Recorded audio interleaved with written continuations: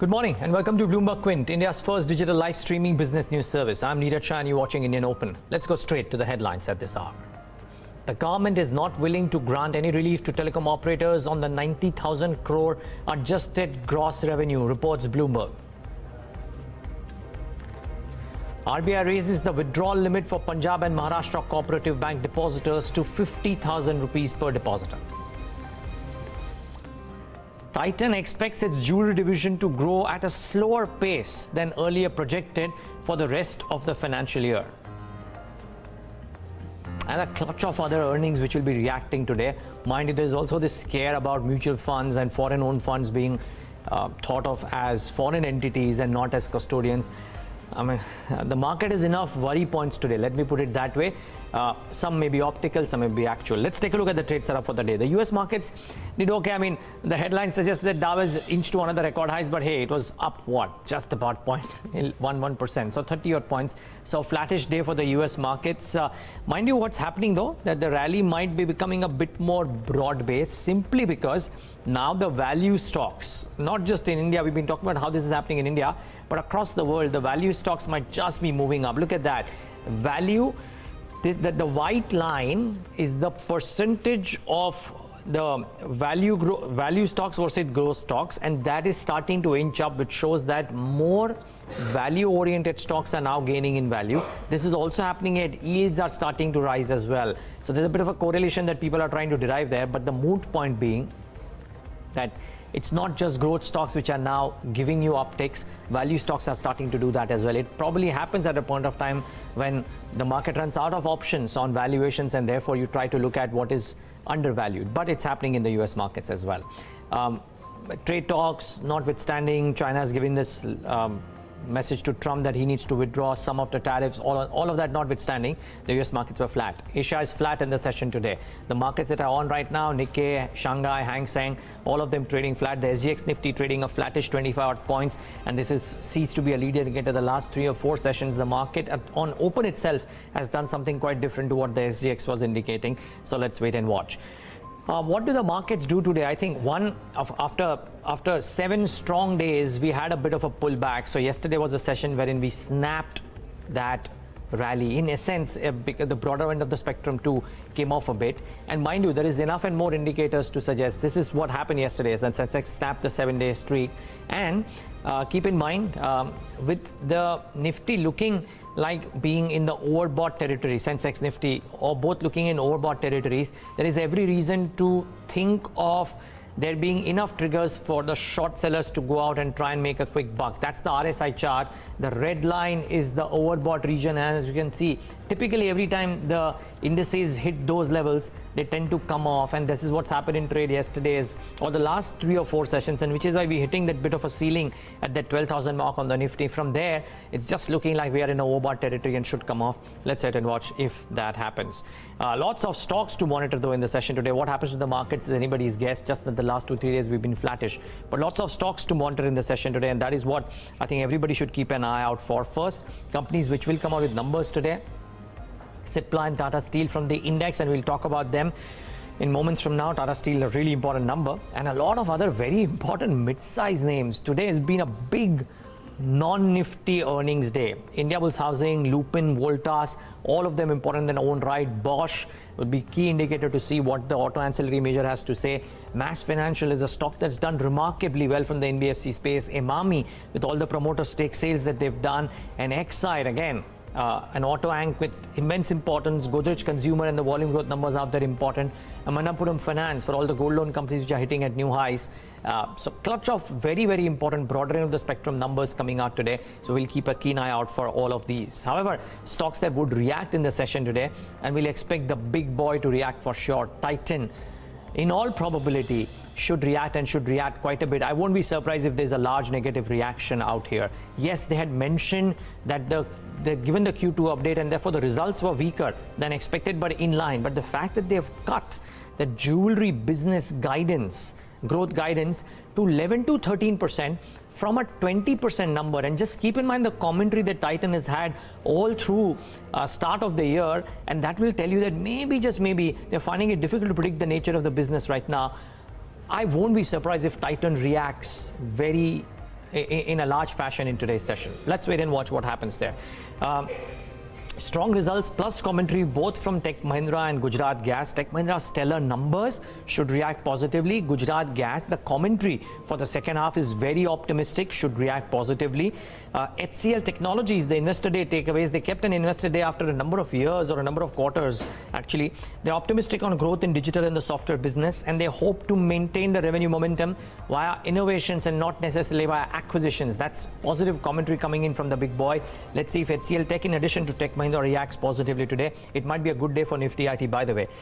Strong performance from Aleris. It's not an acquisition that is done deal as yet for Hindalco, but the markets would want to take heart from this. Automotive aerospace businesses did very strong.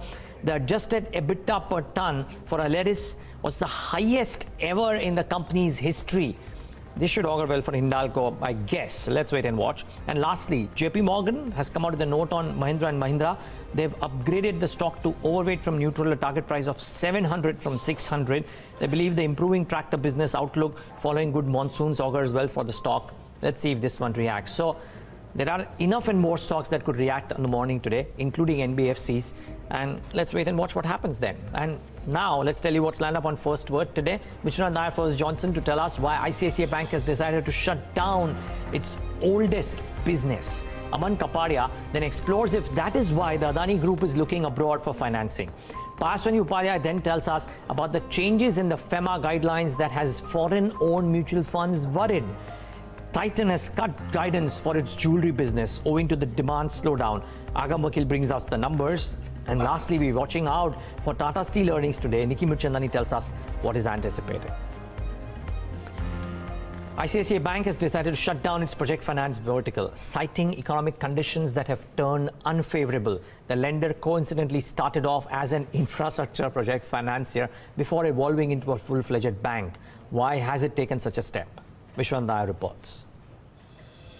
After decades of pioneering the business and literally teaching everyone how to do it, ICICI Bank has decided to shutter down its project finance vertical. Now this comes on the back of a prolonged period of economic slowdown that India is facing, and especially ICICI Bank, which has been bearing the brunt of it. ICICI Bank became a bank only in 1994.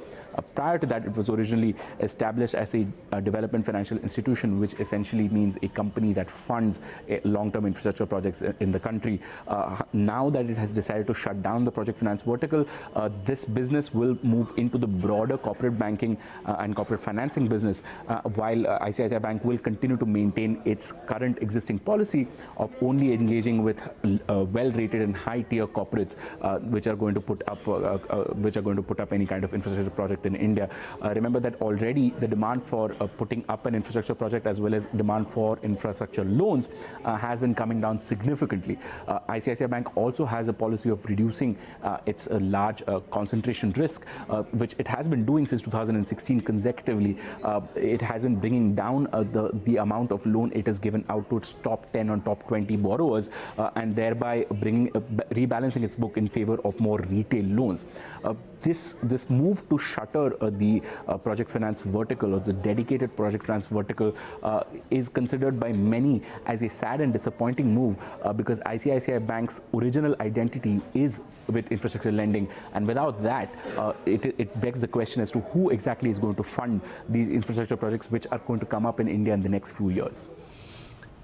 Well, and it might come as a surprise or a shock to many, but maybe the writing was on the wall, because with Indian lenders like ICICI Bank turning cautious, debt-ridden conglomerates have been forced to deleverage their balance sheets and sell assets. But the Adani Group has taken a different route. It's even added more debt over the last 7 years, with a big change in composition. Aman Kapadia reports on the new strategy. Adani Group, which has interest in port, power, gas and other infrastructure sectors, has added around 60,000 crore to its total debt over the last 7 years. While most of its lending was from Indian banks in 2012, the Ahmedabad headquartered group has since consciously been looking to borrow from abroad. Currently, around 30% of its debt is in foreign currencies, and the aim is to take it to 65% over the next few years. Let's talk about two Adani Group companies which have only recently raised debt. Adani Ports and Adani Green have collectively raised $2.26 billion over the last 7 months. That's 16,000 crore in rupee terms. The total quantum of Adani Port's foreign currency debt has gone up from 69 to 73% over the last 6 months or so, according to the latest investor presentation. Adani Green, which funds the group's renewable business, has also seen foreign debt rise from 10% to 40% in the same period. The other 3 listed group companies, that's Adani Power, Adani Transmission, and Adani Enterprise, have foreign debt in the range of 10 to 50% as per the FY19 annual report. So why is Adani Group turning to overseas lenders? Well, there are a number of reasons, says a person close to the group. Offshore borrowing ensures that the interest rate is fixed. The person says even 1% change in India's lending rate could cost the group 1,350 crore per annum. Foreign borrowing also typically allow for a longer tenor. And Indian lenders' apprehension to lend to highly leveraged groups may also be one of the reasons. Well, and just my two small bits on this piece. One, I think it's a chicken and egg situation because a lot of corporates are saying that the Indian financiers, infrastructure financiers, do not have the balance sheet, do not have the cost advantage that foreign financiers have, and therefore any kind of large infrastructure loans are being sought on the foreign shores. But think of it the other way, the Indian financiers are seeing that for the kind of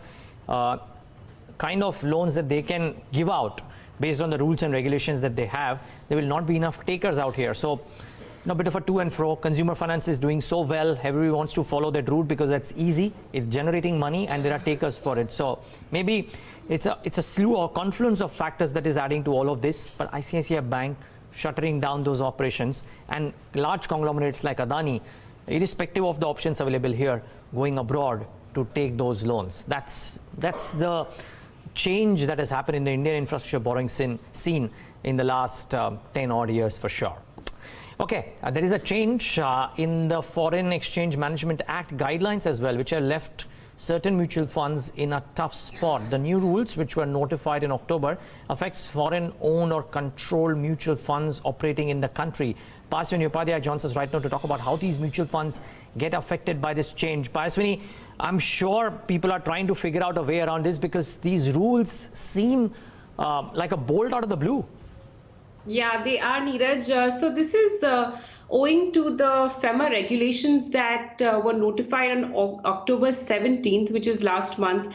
And they broadly make a distinction between domestic mutual funds or domestic owned mutual funds versus foreign owned mutual fund. And the distinction has come in by way of a change in definition under the FEMA regs of investment vehicle, which earlier included entities like your alternative investment funds or AIFs, REITs or InvITs. Now, the investment vehicle definition now says that it will include mutual funds which invest more than 50% in equity. And I'll come to the confusion around more than 50% in equity as well.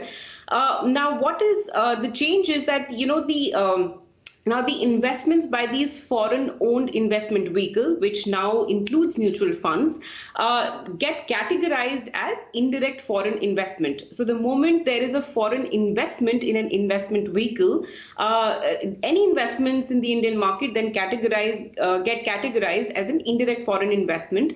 And the implication of that becomes that they now become subject to FDI restrictions, whether it is sectoral caps, entry routes, automatic or government approved, or your entry, your pricing guidelines, etc. Now, what the new regs also say is that if their sponsor or investment manager of a mutual fund in India is not organized as a LLP or a company. So let's, for instance, say, Mere Asset Management. If the sponsor abroad is organized as a trust, SEBI will have a discretion to determine whether or not the entity in India should be considered or categorized as foreign owned. Now, the implication of this, all of this is that, a bunch of, your funds like BNP Paribas, Mirae, Franklin Templeton, HSBC and the likes will now have to check when they're investing, in an equity in the equity market, what are the sectoral FDI caps, applicable to the sector that that stock belongs to. There are onerous reporting requirements that come into play the moment your investment gets categorized as indirect foreign investment. Now, I believe and reportedly a bunch of these mutual funds have approached SEBI,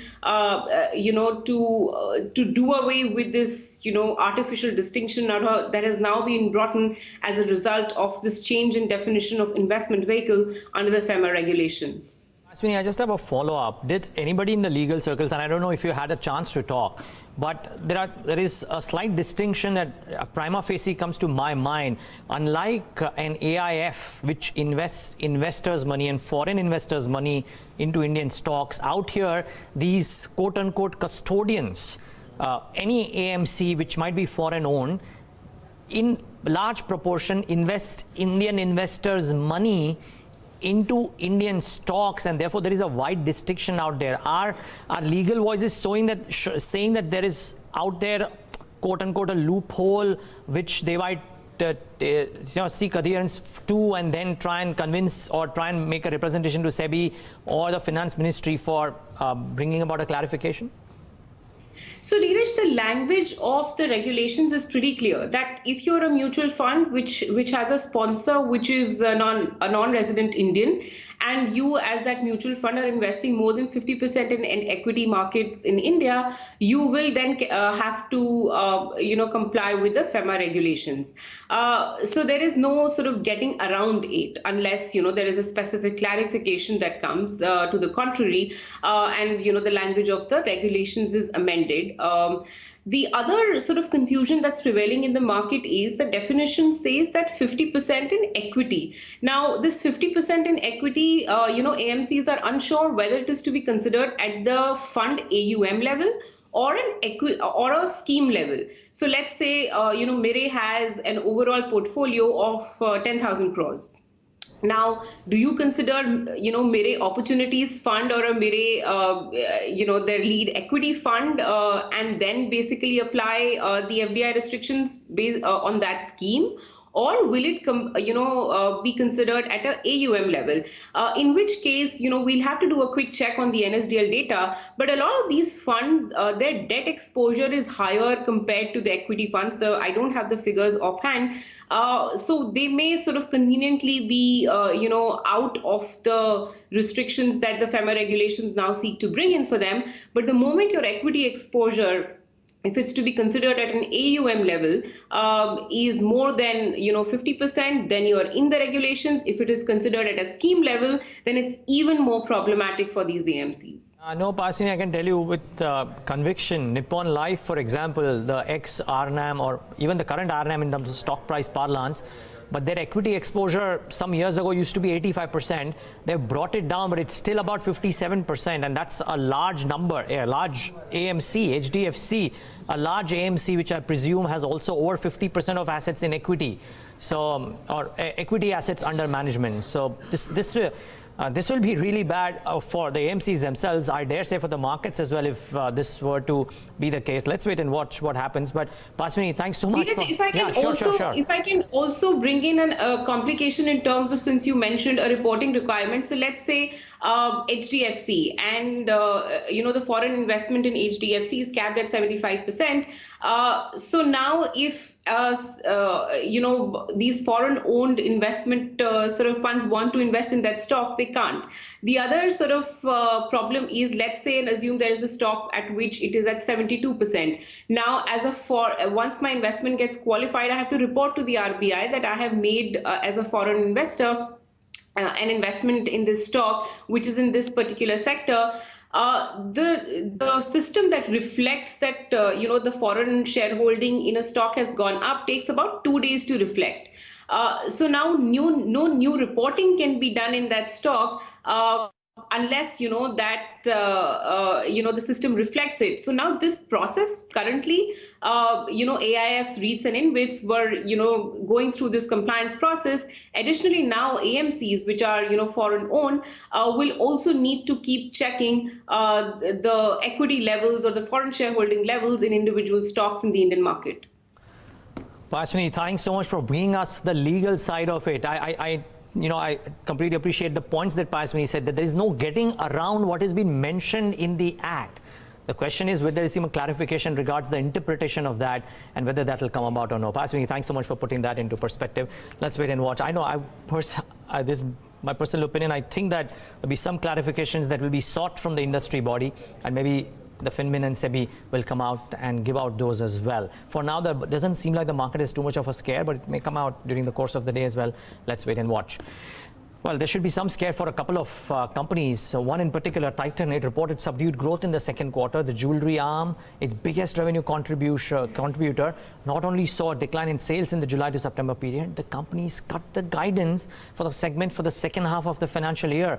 Agam Vakil, who's been looking at Titan, I dare say all his life, Johnson right now with a closer look at the numbers and the outlook ahead. Agam, good morning. Good morning, Neeraj. I was retracing how Titan moved after it came out with this quarterly update, and after that it actually hit a lifetime high. After suggesting that they are going to see a 2% decline in its jewelry sales, it hit a lifetime high around 1,360. Of course, there's been a little bit of a weakness in the past couple of days, but that's largely been factored in, and well, rightly so. What a lot of people didn't expect was that, that cut in the outlook, the expectation, the guidance as far as jewelry sales are concerned. But before I go into it, let's talk about the numbers. Now, the earnings were below expectations. The revenue, it rose less than 1%. Its EBITDA did rise 10%, and which is why we saw margins expand by as much as 100 basis points to around 11.6%. But profit again was under a tad bit of pressure owing to one-offs. Of course, this is the last leg of the ILFS provisions that the company has given. But if you keep that aside in terms of the guidance, now the company for this particular festive season has seen just 10% growth. And because of that, they are cutting their second half guidance to 11 to 13% from 20%. This is a sharp cut. Do remember that at the start of this financial year, the management had suggested 22% growth in the jewelry sales. From there, at the end of the first quarter, they cut it to 20% in the second half. And now, at this point in time, from 20%, the sales outlook has been cut to 11 to 13%. Two reasons. One is a slowdown in macro economy and in the consumption sector. But more importantly, perhaps something that has impacted Titan a little more is the sharp gain in gold prices. In fact, there were a lot of hedges which matured, which is why we saw your overall revenues decline by as much as 2%, because the company has suggested that retail sales grew 7%.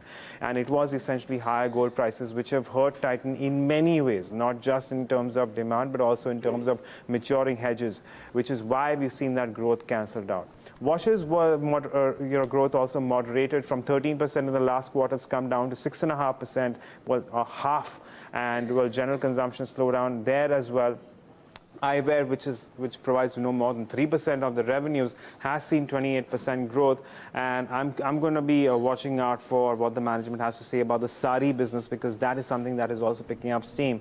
Saris comes in the other segment, which has also seen 33% growth. But when it comes to the headline jewelry segment, it's been a very, very challenging quarter, and the management is already indicating a challenging upcoming couple of quarters. Just wondering, Agam, and I'm sure we'll talk to the management soon, but in the conference call yesterday, did they allude to whether this is due to the jewelry segment by itself seeing a slowdown due to higher gold prices or otherwise?